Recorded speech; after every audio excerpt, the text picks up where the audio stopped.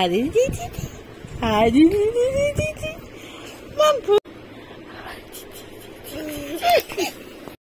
নমস্কার, আমি পিয়ালি। ওয়েলকাম জানাই আপনাদের আমার চ্যানেল ইন্ডিয়ান ইউটিউবার পিয়ালিস চ্যানেলে।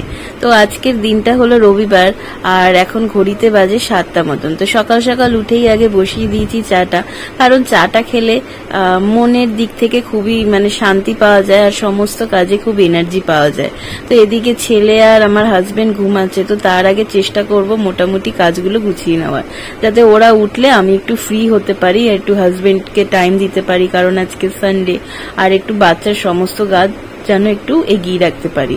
আমার শাশুড়ি আর শ্বশুর উঠে গেছে, তো তারাও মুখ ঠুক ধুয়ে আসছে, তো তাদের চা দিয়ে আমি 1 কাপ চা খেয়ে নেবো, আর হাজবেন্ড যখন উঠবে তো তখন তাকে 1 কাপ চা দিয়ে দেবো।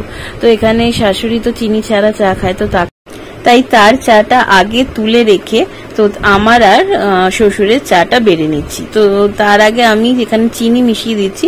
তো আমরা কিন্তু চায় খুব অল্প পরিমাণে চিনি খেয়ে থাকি, কারণ আমাদের বেশি মিষ্টি চা আমরা খেতে পারি না। তো এখানে আমি আর বাবার চাটা নিয়েছি, আর এখানে হাজবেন্ডও উঠে গেছে।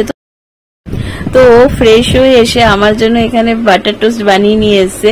তো আমি মেনলি ওকে বলেছিলাম 1 পিস ব্রেডে চিনি দিয়ে আনতে, আর 2টো ব্রেডে ব্ল্যাক পেপার দিয়ে আনতে, কারণ আমরা বেশিরভাগই ব্ল্যাক পেপার দিয়ে বাটার টোস্টটা খেতেই, কিন্তু ও বুঝতে ভুল করেছে, তাই 3টে ব্রেডে এখানে চিনি দিয়ে নিয়ে এসে। তাই একটা ব্রেড খাওয়ার পর আর কিন্তু ব্রেড খেতেই পাচ্ছিলাম না, এত মিষ্টি লাগছিল। তো ওকে বললাম তুমি 2 পিস খেয়ে নাও, আমি একটা ব্রেডই খাবো। তো চিনি তাও আমি ঝেড়ে খেয়েছি। তারপরে খেয়ে দিয়ে আমরা চলে গিয়েছিলাম একটু বাজার করতে। তো সানডে তো বাজার মানে মাছ আর মাংস তো মাছ। তো এখানে অনেক রকমের মাছ রয়েছে।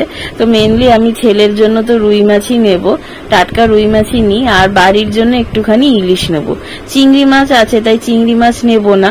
আর এখানে ইলিশগুলো খুব দেখতে ভালো লাগছিল, আর যার থেকে আমরা মাছ নিয়ে আসি সেও বললো খেয়ে দেখো, মাছগুলো খুব ভালো হবে।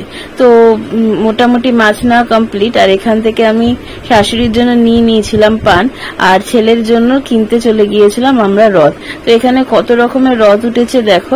তো আমরা ভেবেছিলাম একতলাই রথ কিনবো, কিন্তু এখানে আমরা নিয়ে নিয়েছিলাম দোতলা রথ, কারণ একতলা দোতলা রথের মধ্যে 20-30 টাকারই ডিফারেন্স ছিল।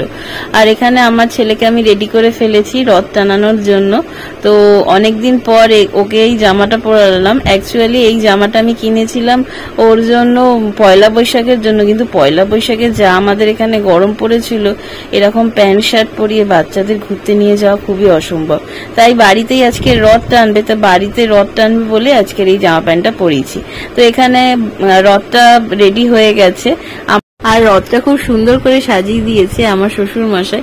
তো দেখতেই পাচ্ছেন খুব সুন্দর লাগছে। আর এখানে আমি আমার আসনের ঠাকুরটাকেই বসিয়েছি, কারণ মার্কেটে যা ঠাকুরের দাম বলছিল, তো তাই ভাবলাম যে আসনের ঠাকুরটাই এখানে বসিয়ে দিই।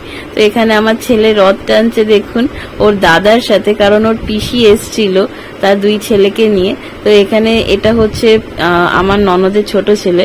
তো ননদের ছোট ছেলে বাবুকে নিয়ে এখানে রথটা টানছে। তো এখানে রথটা টানতে টানতে ওর দাদুর ঘরে নিয়ে যাচ্ছে। তো কত সুন্দর লাগছে দেখুন, আমার বাবু ফার্স্ট টাইম রথ টানছে, আর এখানে ওর পিসি হেল্প করে দিচ্ছে ওকে রথটা টানতে গিয়ে। তো এই হচ্ছে ওর রথ টানা 2024 সালের ফার্স্ট টাইম। আজকে আমাদের বাবু প্রথম এবছর রথ টানলো। হাঁটতে পারে না, তবু ওকে হাতে ধরে নিয়ে হাঁটাতে হয়েছে।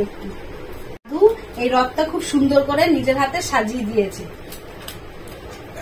এটা হচ্ছে গুড্ডু দাদা, ওর পিসির ছোট ছেলে হচ্ছে আমার ভাইয়ের ছেলে। এই যে আমার এই বাবু আজকে রথ টেনেছে, ওরা 2 ভাই মিলে আজকে রথটা টেনেছে। শেষ অবধি যদি আমার ভিডিওটা দেখে থাকেন তো প্লিজ একটা লাইক করে দেবেন, কারণ আপনাদের একটা লাইক আমাকে নেক্সট ভিডিও বানাতে অনেকটাই মোটিভেট করে। আর যদি ভিডিওটা ভালো লেগে থাকে তো প্লিজ আমার চ্যানেলটাকে একটা সাবস্ক্রাইব করে দেবেন।